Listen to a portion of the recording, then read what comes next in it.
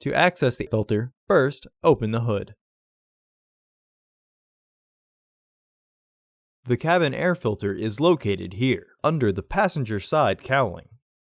Remove the cowling panel.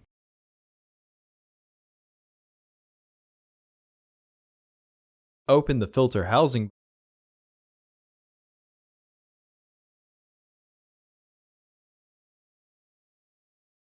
Remove the old filter from the housing and clean out any debris inside.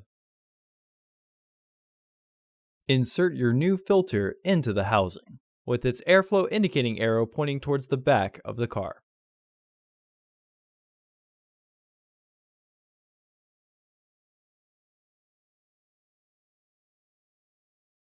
Close the filter housing.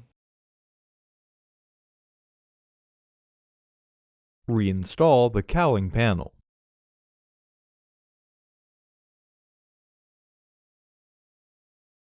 Close the hood.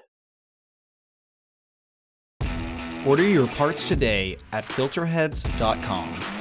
Also, please like our video and subscribe to our channel so you won't miss any new content.